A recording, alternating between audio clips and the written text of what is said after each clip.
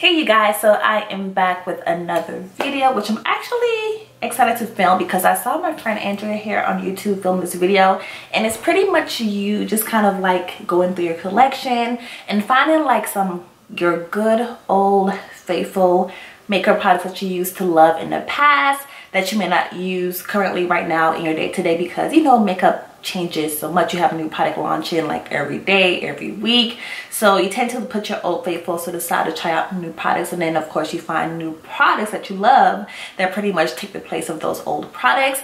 So I will link her video down in the description box. I'm not sure if she started this video or not, but when I watched hers I thought it was so much fun, so I just dug through my makeup collection and just found some old products that I used to love in the past that I don't really use right now anymore. So if you guys want to see what I picked out, then of course just keep watching. So starting off, I do have a lot of makeup in front of me. I'm going to try to speed through the video because my camera is on like 6%. So it's not going to last too long, but I have a mixture of high-end and drugstore makeup. And I actually have like a full face hair in front of me with the exception of concealer. But I do have foundations, eyeshadows, highlighters, lip products, all that good stuff. So starting off, I guess I'm gonna do like my eyeshadows first.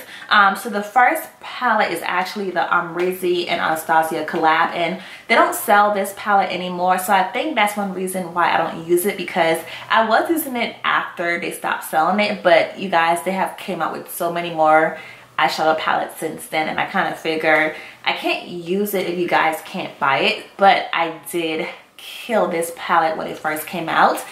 Oh my god, I was just in love with the packaging. I thought the formula and the pigmentation was amazing. Here is what the inside looked like. As you can see, I have like dug into this palette. My favorite colors in here were caramel is a really pretty like brown color, and of course Morocco is this like orange, like brick orange color, and then glisten on the lid was so freaking cute, and then emerald was the first color that actually got me out of my comfort zone in terms of warm tone colors, and it made me try an actual color on my eyelid, and ever since then I kind of felt more comfortable playing with colors. But emerald, deep plum, just the whole palette overall is just amazing. I haven't dived into this palette in so long, but you know what, I think I might actually turn this video into a tutorial and actually use these products in like an upcoming makeup tutorial video, because I haven't played with them in so long. I kind of want to like start playing with them again, so I think I might do that. But again, this palette was amazing, and this is bae right here. Like, this is bae. Moving on to the next eyeshadow palette. I cannot believe I haven't used this product in so long. It's the Lorac Pro eyeshadow palette, and here is the packaging. You guys know when this palette first came out, it was pretty much like the holy grail product for everybody. Like, think of how high in demand the modern renaissance palette, think about how the modern renaissance eyeshadow palette is pretty much like in high demand right now. This palette used to be that palette like a couple of years ago. Everybody had this eyeshadow palette. Everybody talked about this eyeshadow palette. It was the must-have eyeshadow palette. And first of all, the packaging is so freaking sleek. And when I say, when you purchase this eyeshadow palette, you don't need anything else. It has like all your go-to shimmer shades and all your go-to matte shades. And if you don't know the layout of the palette, it's really cool. You have all of your matte eyeshadows on the top, and then on the bottom you have all of like your shimmer shades. And you guys, the pigmentation in this palette is amazing and so intense. You have to like tap your brush off when using this eyeshadow palette. I have pretty much hit pan on two colors right here, taupe and espresso, and I'm almost gonna hit pan on sable.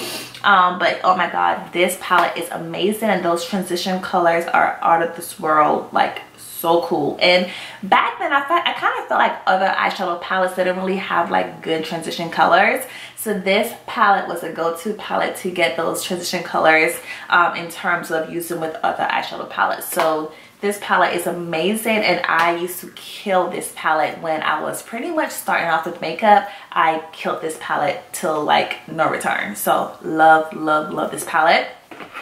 And And then my two drugstore ones, you guys are going to be, actually I have one high-end, one drugstore, but the one drugstore one is by NYX. It is their nude matte shadow. It's called Dance the Tides.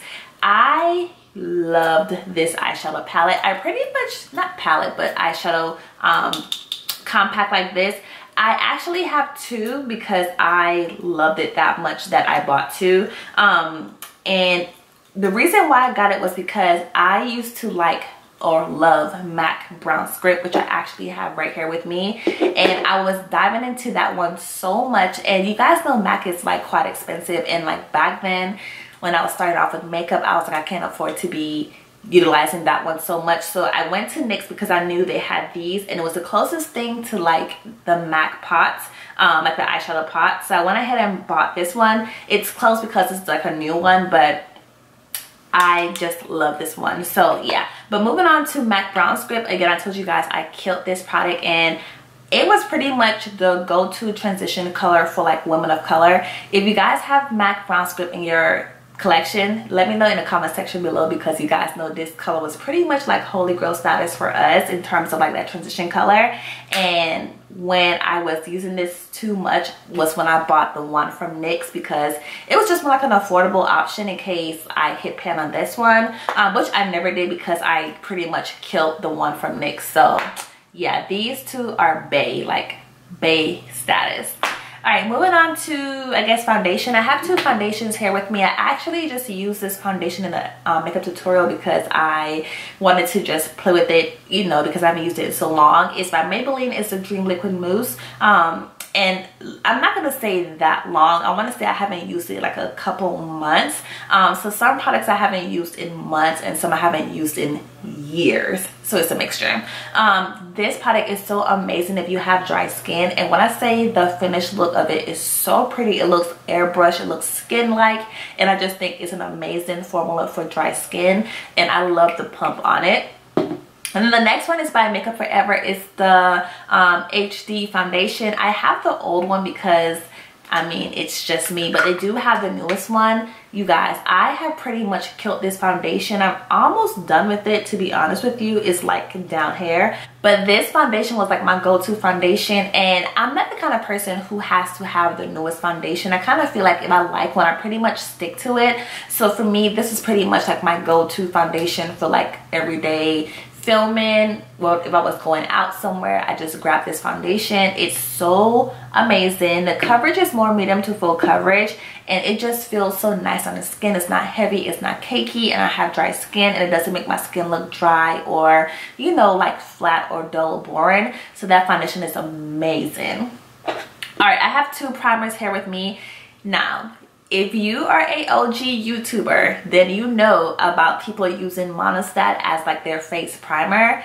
Oh my god, I prefer a silicone primer for my primer choice. And when this primer was like the primer choice of YouTube back in the golden days, of course, you know, I had to get it too and see what the hype was about, because I mean, first of all, it's not an actual makeup product. Someone just used it as like a face primer, and then ever since then it became this thing. So yeah, I still have mine. So I have like a little bit left, but I haven't touched this in so long because you guys know there are so many face primers out here in the market that there's no need to use the one from Monostat on your face anymore. But that product was holy grail OG status for me, and it was super inexpensive, so that's amazing. And then the next one is by Maybelline. It's the Baby Skin. I don't have huge pores. It's an instant pore eraser. I don't have huge pores, but the reason why I bought it is because it's a silicone consistency.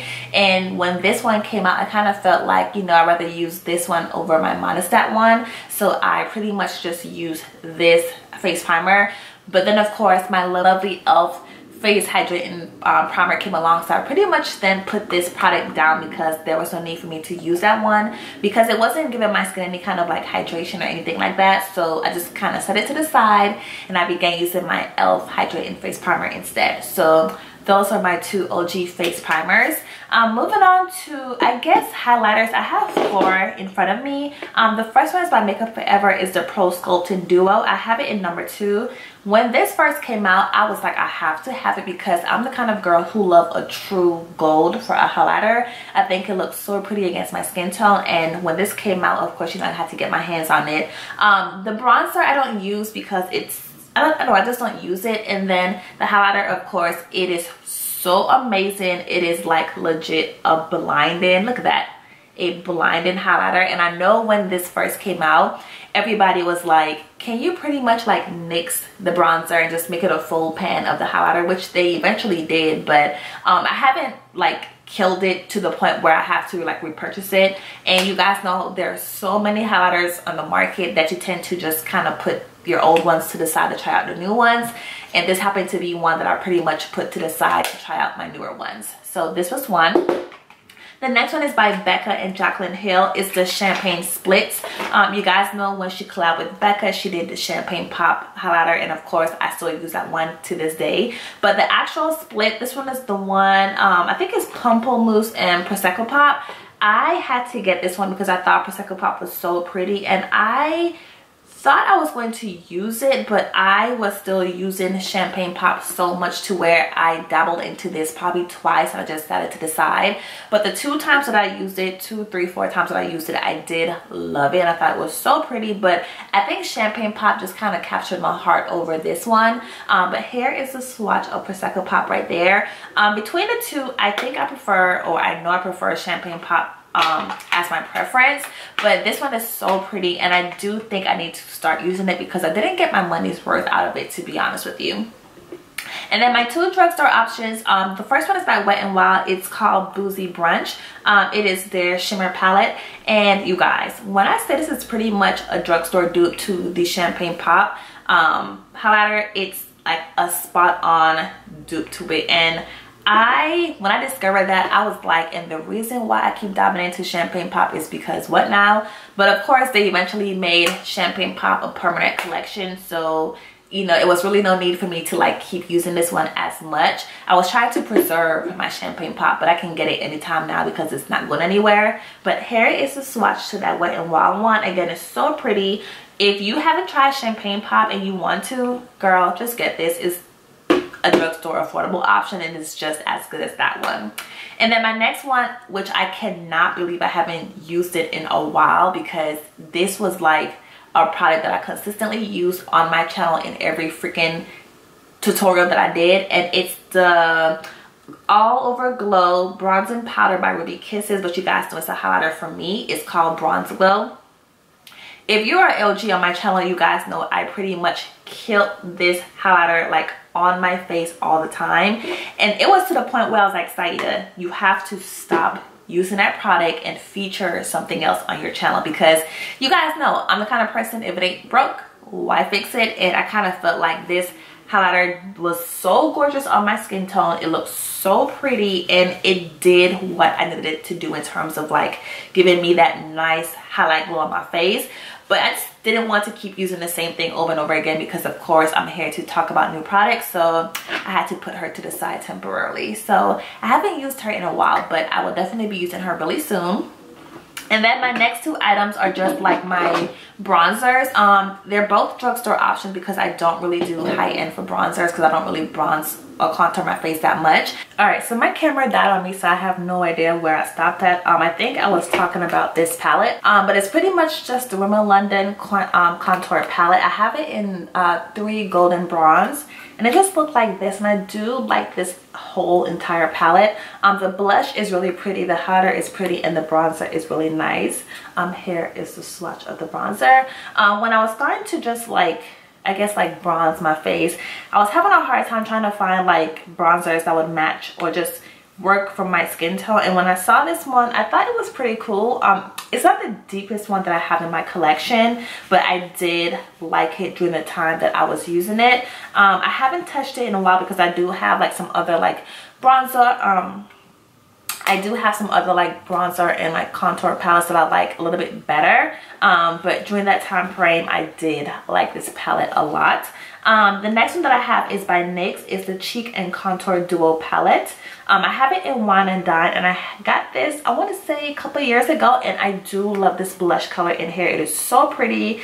Definitely my preference for my skin tone, and I thought the bronzer was really nice. It's definitely deeper than the one from Rimmel London.